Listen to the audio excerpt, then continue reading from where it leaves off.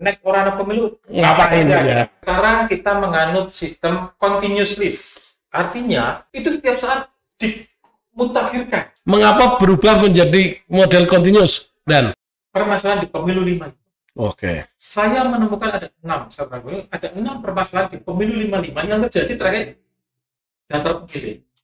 2019, pemilu 2019 ketika melakukan evaluasi nasional, Jawa Tengah mendapat peringkat 1. Wih, mantap.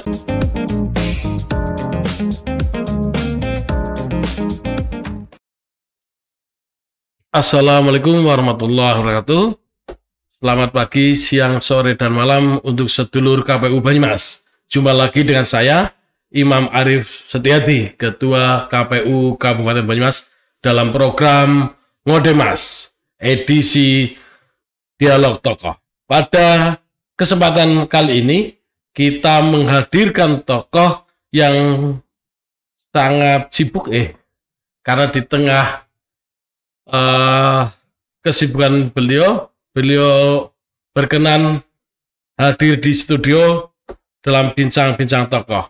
Beliau adalah, kalau saya manggil, Dan Paul, Komisioner KPU Provinsi Jawa Tengah.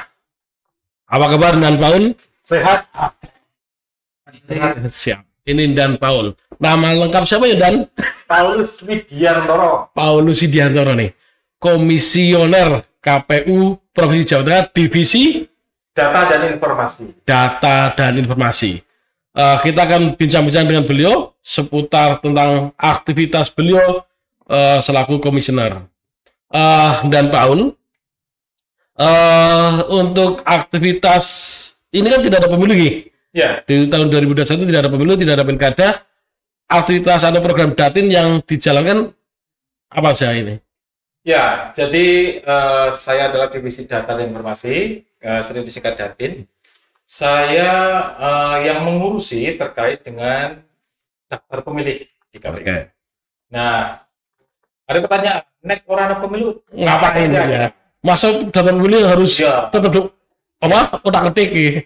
Ya, jadi kalau kita mencermati regulasi terbaru dalam Undang-Undang Pemilu, Undang-Undang Nomor 7 tahun 2017 tentang pemutakhiran data, itu sebenarnya sudah diatur bahwa data pemilih kita mengalami perubahan dalam tata cara pemutakhiran. Oke.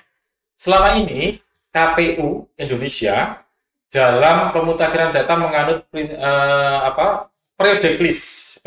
Jadi pemutakhiran data dilakukan secara periodik pada saat tertentu. Nah, sebelumnya adalah model setiap kegiatan. Jadi setiap hari pemilu dilaksanakan. Kalau dalam mode baru di awal-awal dari reformasi hanya setiap pemilu aja. Setelah itu ada periodic list, setiap berapa saat diupdate. Nah, sekarang kita menganut sistem continuous list. Artinya itu setiap saat dimutakhirkan. Nah, maka Divisi Pemutakhiran Data Pemilih atau Data dan Informasi melakukan yang namanya DPP, pemutakhiran daftar pemilih berkelanjutan. Oke. Jadi pemilu, kalau Banyumas sekarang nggak ada pilkada 2020, hasil pemilu 2019 setiap bulan kita mutakhirkan, kita update. Tentu dalam perjalanan kan ada orang yang tidak lagi memenuhi syarat karena meninggal, karena pindah dari Banyumas, atau jadi tentara atau polisi, itu kan dia tidak punya hak pilih lagi. Atau ada orang yang naik menjadi 17 tahun punya hak pilih. Nah, itu yang selalu kita mutakhirkan setiap bulan. Sampai nanti pemilu berikutnya di tahun 2020. Oke. Itu Datin ya. Ya. Satu terkait dengan daftar pemilih. Ya. Yang lain?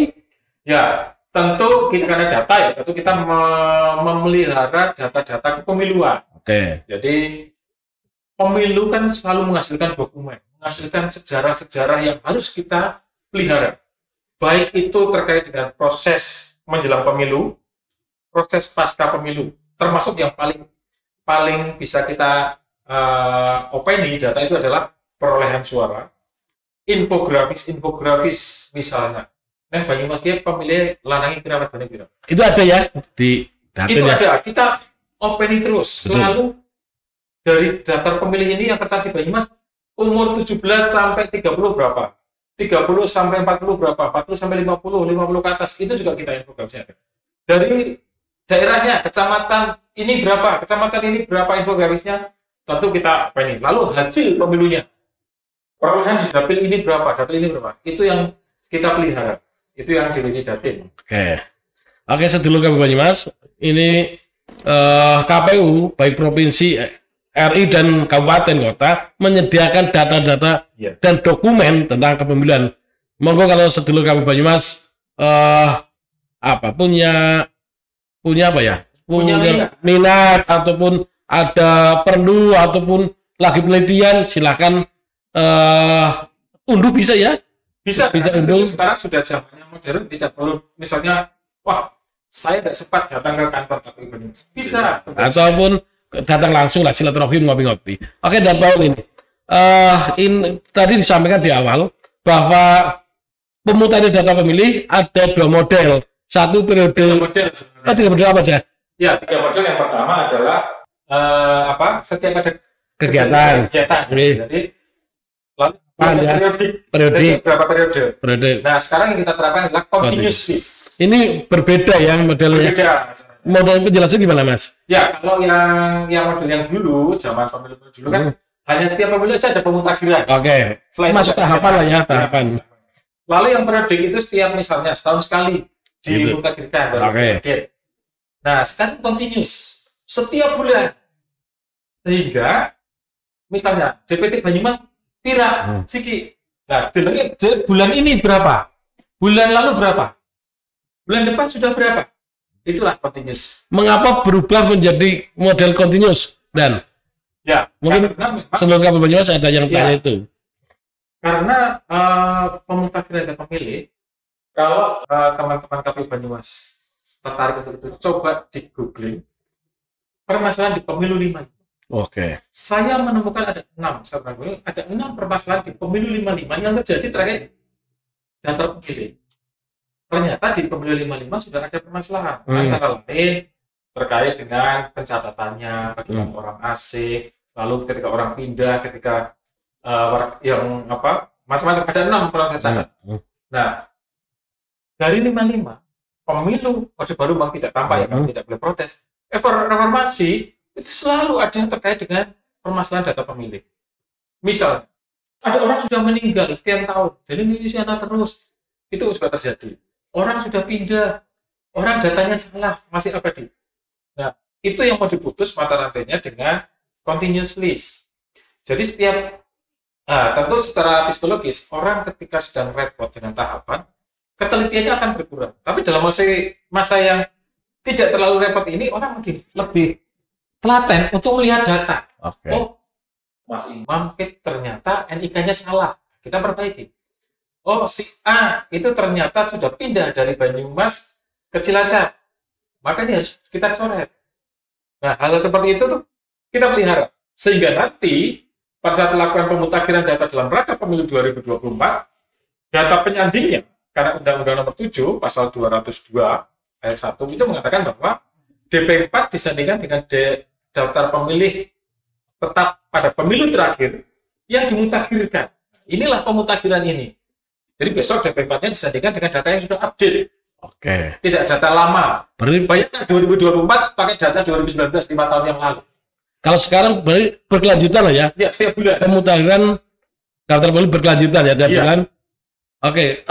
Teknisnya gimana untuk KPU atau mungkin untuk masyarakat yang bagi masyarakat yang pengen ikut terlibat?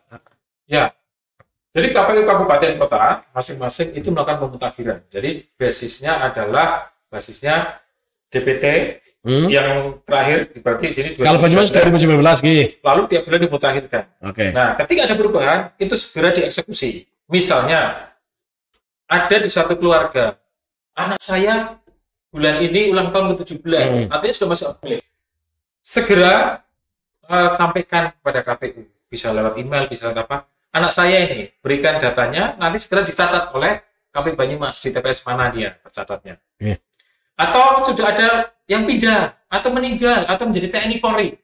Berarti KPU Kabupaten Kota harus proaktif ya, Dan? Proaktif. Dan itu harus bekerja sama dengan semua elemen yang ada. Oke.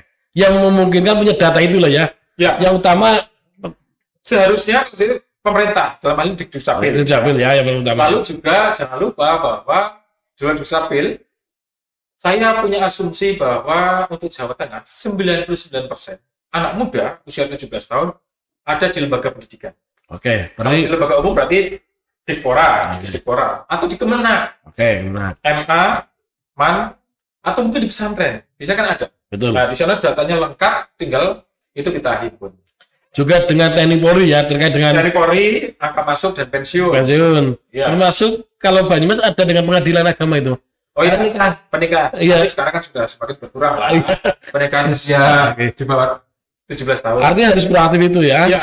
Termasuk proaktif ke desa-desa mungkin jemput bola gitu ya. Jemput bola karena sekarang dari desa langsung lapornya ke di Dukcapil, tidak melalui kecamatan, sehingga jemput bola memang harus desa kelurahan. Oke. Di samping ada pelayanan call center atau semacam itulah ya. Dibuat misalnya mengisi Google Drive atau call center itu harus segera disiapkan. Oke. Targetnya 2024 ini daftar pemilih menjadi lebih baik gitu ya Dan? Ya. Sangat kita sudah ada perkembangan data pemilih sudah selalu update baik.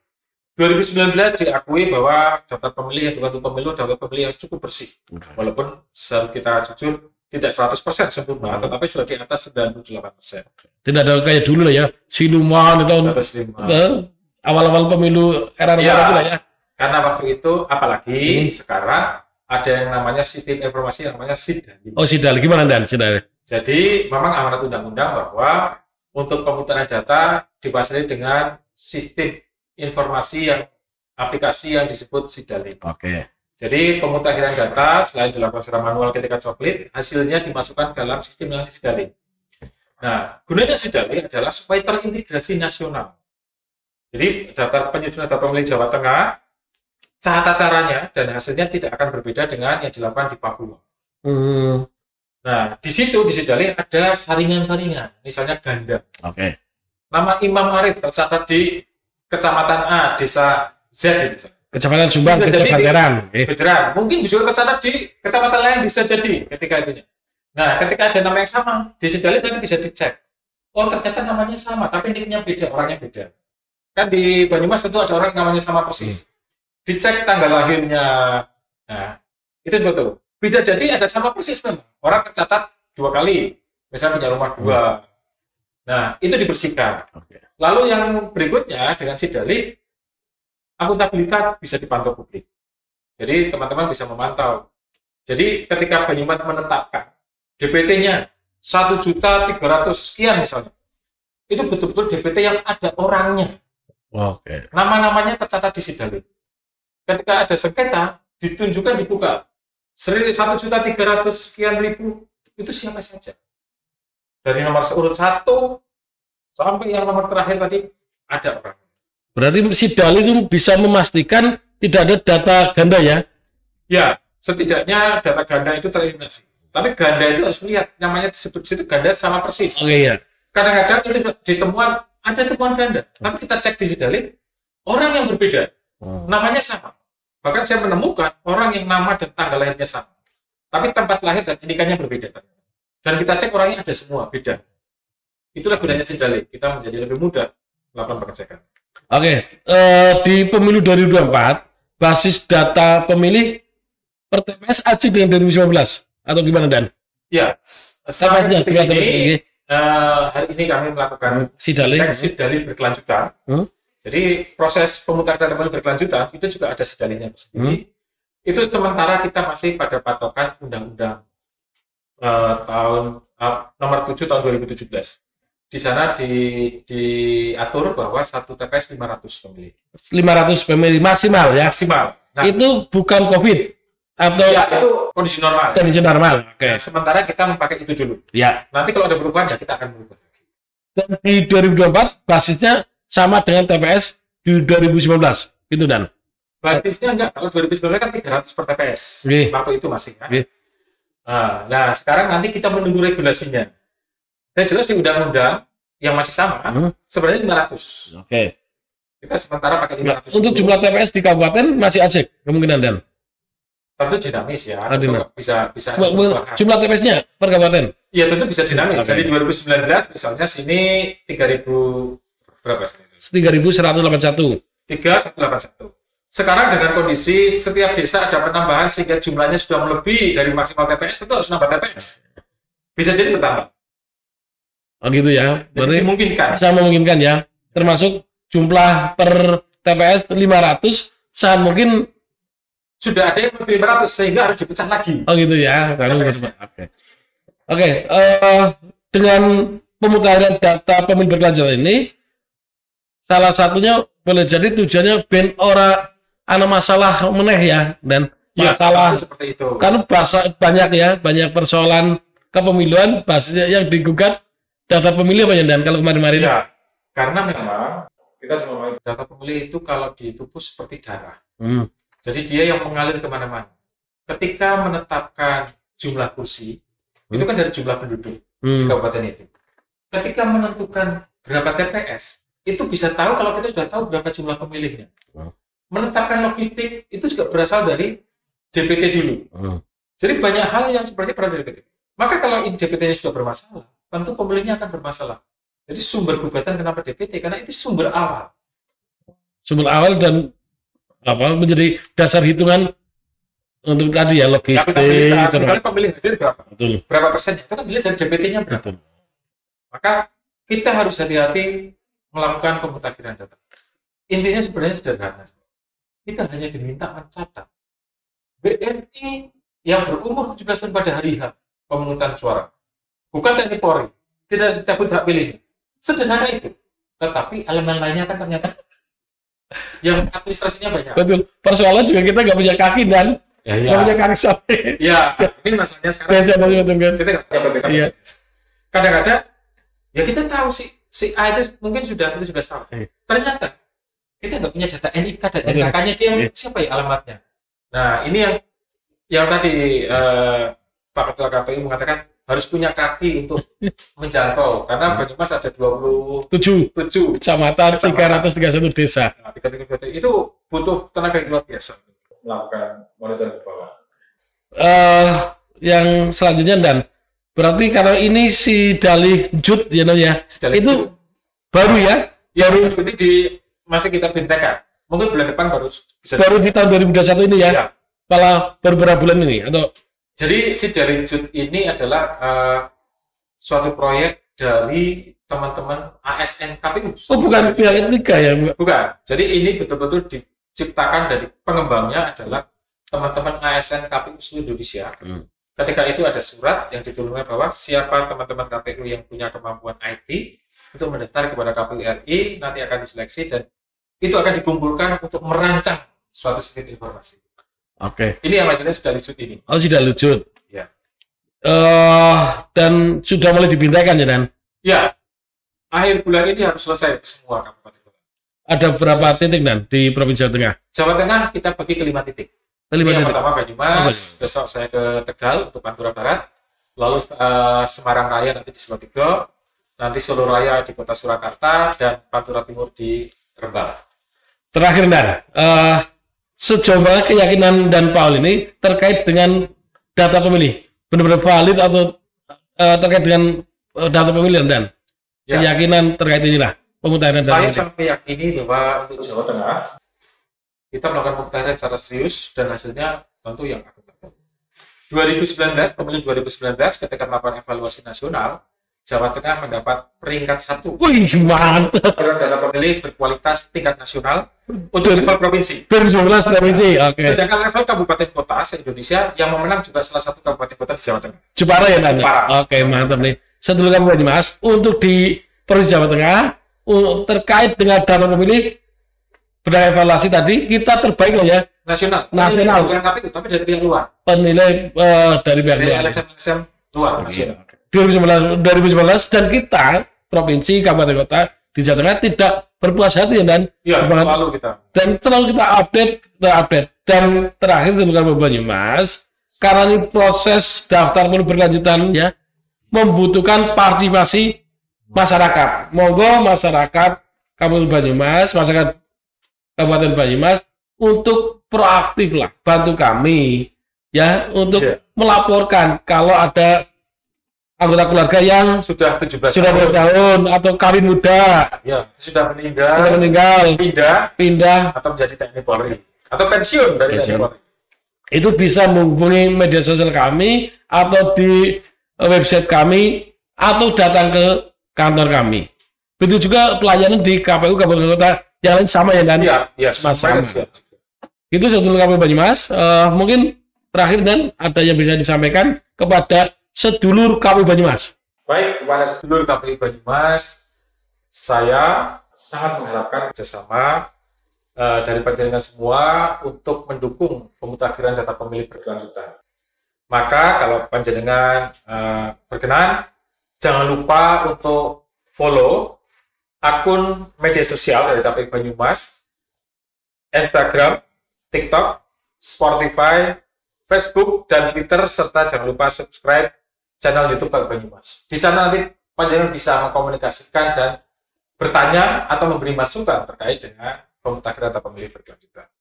Oke, Matur dan Paul, sedulur KPU Banyumas, demikian tadi bincang kami dengan Dan Paul. Mohon maaf durasi sebentar karena Dan Paul begitu sibuk, habis ini langsung ke Tegal dan ditunggu aktivitas lain. Matur nuwun sekali lagi, kita akan jumpa dengan pembicara lain di waktu yang berbeda. Terima kasih. Jangan lupa pantengin YouTube kami, media sosial kami, subscribe, like, and share. Sedekah virtual. Bantulah kami untuk mengembangkan media sosial kami dalam rangka mewujudkan demokrasi sehat dan pemilu yang bermartabat. Matur nuwun. Wassalamualaikum warahmatullahi wabarakatuh. Oke, dan sehat-sehat dan sehat. Salam sehat.